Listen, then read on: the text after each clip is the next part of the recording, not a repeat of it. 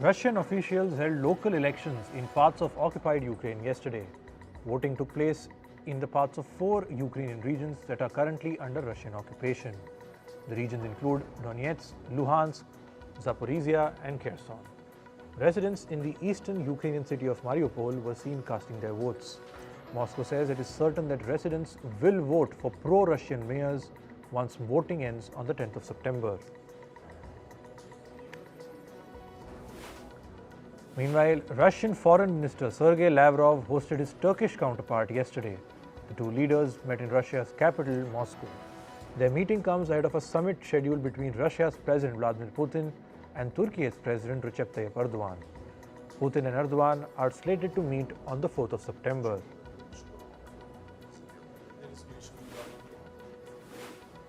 South Korea's defense minister arrived in Poland yesterday. He met his Polish counterpart in the capital, Warsaw. The leaders discussed the establishment of a production line for military equipment in Poland. Seoul aims to deepen military ties with Warsaw, and last year saw South Korea's largest defense export order. Seoul sold weapons worth over $13 billion to Warsaw. Sudan's Army Chief General Abdel Fattah Burhan met officers and soldiers yesterday. During his interaction, he said, and I quote, "If the war is not resolved quickly, Sudan will be fragmented." However, immediately after making the remark, the general ruled out any potential peace talks with the rival paramilitary group, which is the Rapid Support Forces. Remember, the Sudanese army and RSF forces have been fighting since the 15th of April. The conflict has sent the North African nation into a humanitarian crisis. The African Union has suspended the membership of the Central African nation of Gabon. This comes after the military conducted a coup in Gabon on the 30th of August. The African Union says Gabon is suspended from all activities and institutions of the African Union.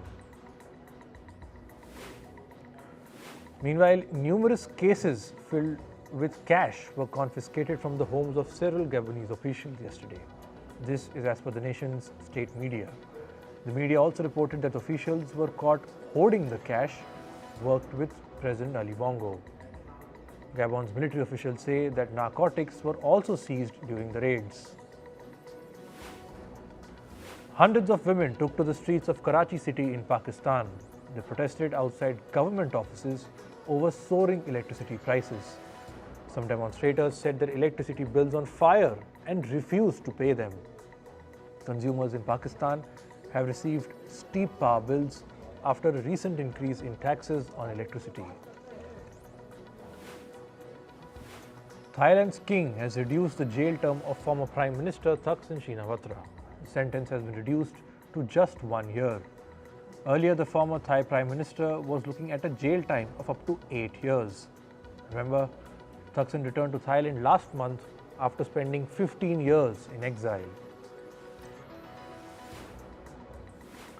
Pope Francis arrived in Mongolia today. He will be in the East Asian nation for the next 4 days. The Pope is scheduled to meet Mongolia's Catholic population during the trip. Mongolia has a small population of just 1,450 Catholics. Papua New Guinea has opened its embassy in Israel. The diplomatic mission was inaugurated in Jerusalem. Papua New Guinea's Prime Minister will arrive in Israel on the 5th of September to attend a formal ceremony. More than 150 schools in the UK have been ordered to shut down. This is after the buildings of the schools were declared unsafe. Officials say some of the schools are in such poor condition that the concrete was crumbling and falling off. The school's closure comes just days before students were to return to classrooms after their summer holidays. Brazil's President Lula da Silva launched a campaign to beat poverty in his country. The campaign, which has been named Brazil Without Hunger, was flagged off yesterday. It aims to improve the quality of food that is available to Brazilians. According to a UN report, at least 36% of Brazilians cannot afford a nutritious diet. 2 car explosions were reported in Ecuador's capital, Quito, yesterday. Police officials say bombs were used to target Ecuador's Ministry of Women and Human Rights. 6 people were arrested in relation to the explosions, and no injuries have been reported. In climate, preparation for Typhoon Saola is underway in China. According to China's National Meteorological Center, the typhoon could make landfall on Friday night or Saturday. Over 100,000 people have been evacuated from danger zones. China has also issued its highest typhoon warning. Meanwhile, schools have been shut and flights have been grounded in Hong Kong. A new drone footage shows the aftermath of Typhoon Idalia in the US state of Florida. Several houses were destroyed and vehicles were seen submerged in floodwater. Debris and flattened structures were seen throughout Florida's Horseshoe Beach. Meanwhile, analysts say Idalia could become the costliest climate disaster to hit the US this year. It can have massive implications for insurance and risk management industries. The cost of destruction could be somewhere around $10 billion, and this is based on early estimates from analysts at financial firm UBS.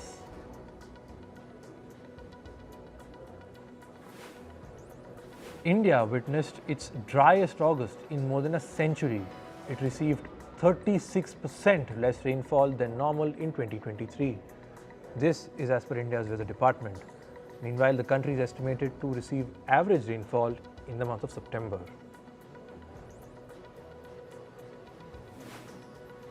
Almost all of Australia will experience unusually warm temperatures this spring. It will also receive lower than average rainfall.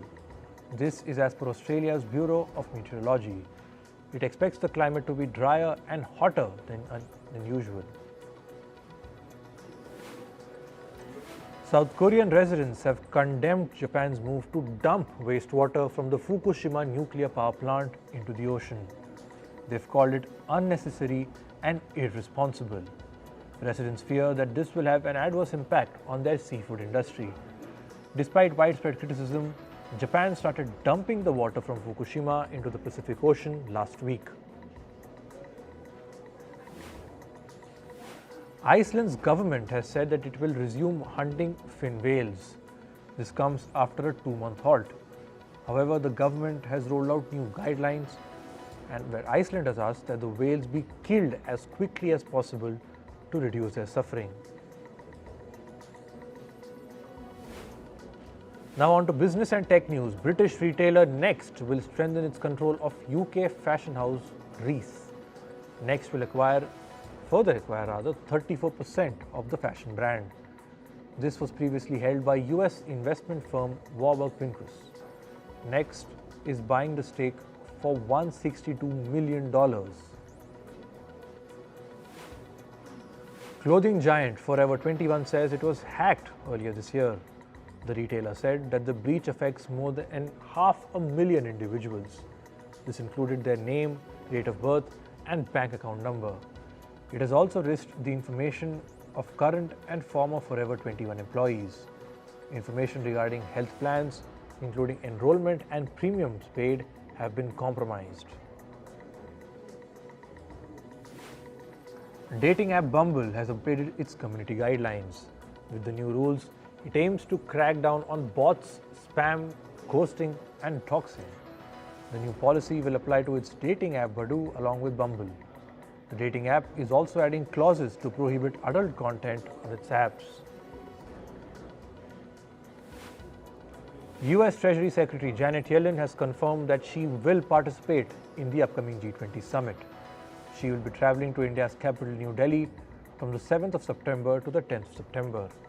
At the summit, Yellen intends to focus on strengthening the global economy and enhancing bilateral ties with India. This will be her 4th visit to India in 10 months. India's economy grew at its fastest pace in a year in the first quarter. The country's GDP expanded 7.8% on an annual basis. This is an acceleration from the previous quarter's growth of 6.1%. This was driven by strong services activity and robust demand. The Indian conglomerate Vedanta reportedly ran a covert lobbying campaign to weaken key environmental regulations. This was during the COVID-19 pandemic. Moreover, Vedanta's oil business also successfully lobbied to have public hearings scrapped for exploratory drilling. Financial firm UBS will axe 3,000 jobs in Switzerland. This comes as a part of its cost-cutting measures. UBS expects to save more than $10 billion in costs by the end of 2026. This is much higher than its initial estimate. Initially, UBS had predicted to cut its costs by $8 billion by 2027. Ride-hailing firm Uber has launched electric motorbike services in Kenya. This is its first in Africa. It will roll out 3,000 bikes within the first 6 months. Uber says this will help drivers cut their operating costs by 30 to 35%. Users will also have to pay 15 to 20% less than what they do for a regular Uber motorbike trip. Danish online job search company Job Index has filed a lawsuit against Google. This is over copyright violations. Job Index has accused Google of copying its job ads without permission. It wants compensation and damages for the alleged violations.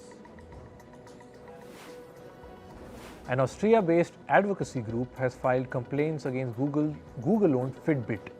It has accused the fitness tracking company of violating the European Union's data protection laws. The group said that Fitbit forces its users to consent to data transfers outside the EU. It also allegedly does not give users the option to withdraw their consent. Moving to sports, we start with cricket. Ishan Kishan will replace KL Rahul for India's Asia Cup opener against Pakistan. Kishan is set to play as a wicket-keeper and middle-order batter for the men in blue. Meanwhile, KL Rahul is still recovering from an injury and he has been ruled out for the first 2 matches of the tournament. India will play their first Asia Cup match against arch-rivals Pakistan tomorrow. In football, UEFA announced the 2023 Player of the Year awards on Thursday. Erling Haaland of Manchester City has been named the 2022-2023 Men's Player of the Year.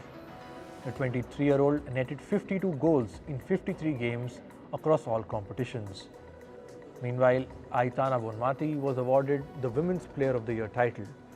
The 25-year-old midfield from Spain took home the Golden Ball prize at the FIFA Women's World Cup.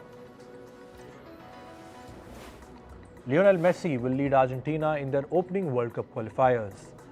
World Cup champions Argentina host Ecuador on the 17th of September in Buenos Aires.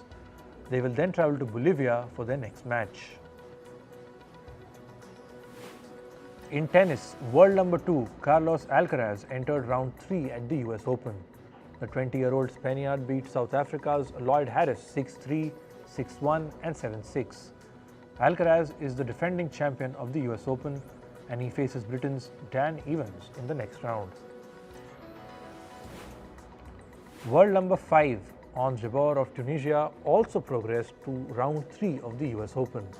Her second round opponent Linda Noskova of the Czech Republic put up a fierce battle. Jabeur had battled past her to seal her victory 7-6, 4-6 and 6-3. In Formula 1, Red Bull racer Max Verstappen is eyeing his record 10th consecutive win. The Dutchman is looking to make history this weekend, that is if he wins the Italian Grand Prix. Red Bull has managed to win every race this season and Verstappen could become the first racer to have registered 10 victories in a row. Lewis Hamilton has extended his contract with Mercedes until 2025. This means he will be driving for Mercedes in the next 2 F1 seasons. Hamilton started his career with McLaren and joined Mercedes in 2013. The 38-year-old holds a record high 103 race wins in Formula 1. In athletics, ace Indian javelin thrower Neeraj Chopra has qualified for the Diamond League final. Chopra was in action in Zurich, Switzerland yesterday and he finished second. He began with a modest throw of 80.79 which put him in the second place. After fouling in a couple of rounds, Neeraj Chopra finally achieved his best of the day. He logged 85.71 meters in his last throw. The Diamond League final will be held in the city of Eugene in the US state of Oregon in September. Meanwhile, Indian long jumper Murali Srishankar has also qualified for the Diamond League final. He finished 5th in the long jump event at Zurich. Srishankar leaped a distance of 7.99 meters. He earned 4 qualifying points to seal his berth in the Diamond League final. America's Noah Lyles won in the 200-meter race at the Diamond League in Zurich. He finished the finish line in 19.80 seconds. The race was a neck-to-neck battle between Lyles and his American compatriot Erion Knighton. Knighton clocked a time of 19.77 seconds. In the world of entertainment, the first episode of the podcast series Strike Force 5 aired yesterday. It features 5 of America's top late-night show hosts. The purpose of the show is to highlight the ins and outs of the ongoing writers and actors strike. It will run for 12 episodes, and the podcast features Stephen Colbert, John Oliver, Jimmy Kimmel, Jimmy Fallon, and Seth Meyers. Celebrities Oprah Winfrey and Dwayne "The Rock" Johnson have launched a fund to raise money for wildfire-hit Hawaii. The two superstars have already committed $10 million to rebuild homes in Hawaii's Maui Island. Oprah and Dwayne Johnson say they will also give $1,200 to people in Maui who are staying on rent and have no place to go. Actor Adam Sandler has achieved his highest ratings on the reviewing platform Rotten Tomatoes. Sandler's latest Netflix release, You Are So Not Invited to My Bath Mitzvah, has topped the reviews among all his movies. The new release has received a 96% approval rating on Rotten Tomatoes. Sandler's second best reviewed movie is the 2022 basketball drama Hustle, which got a 93% approval rating. Rapper Post Malone shared a new health update with his fans. The musician took to social media to share his body transformation update. Post Malone says he has been on a journey to lose weight and added that he reduced his weight from over 100 kilograms to 80 kilograms. Pop star Taylor Swift is bringing her Eras tour to the big screen. Taylor Swift made the announcement on social media platform Twitter, also known as X. Shows of the concert will now be played across cinemas in North America starting on the 13th of October. Tickets for adults will cost almost $20. Singer Beyonce was named mayor for a day in Santa Clara City in the American state of California. This was after she performed in the city during her ongoing Renaissance tour. After receiving the honor, Beyonce said that it was a special day. Rapper 50 Cent threw a microphone into the audience during his Los Angeles concert. The microphone hit a concert goer on the forehead. She was rushed to the hospital after receiving a gruesome wound that wouldn't stop spewing blood. After the concert goer was discharged, she filed a case against 50 Cent for assault and battery. Rappers Eminem and Machine Gun Kelly were on the hit list of the racist Jacksonville shooter. On the 26th of August, 3 people were killed in a racially motivated shooting in the US state of Florida. Now, police officials investigating the incident have published a report, and the report reveals that Jacksonville shooter's alleged hit list. Police officials say the shooter left a message for Eminem that read, "Slim Shady is to be killed on sight." Singer Ricky Martin and partner Luan Yosef have reached a settlement 2 months after they filed for divorce. The former couple have reached to a written agreement to equally divide their property and the custody rights of their 2 children. The duo filed for divorce after being married for over 7 years. And finally, Jack Sonney, the guitarist for the rock band Dire Straits has died at the age of 68. The band's official Facebook page made the announcement yesterday. The rock group spokesperson said the guitarist died due to several health problems. Jackson performed some of his most iconic guitar verses for Dire Straits. This includes tracks like Brothers in Arms, Money for Nothing, and Walk of Life.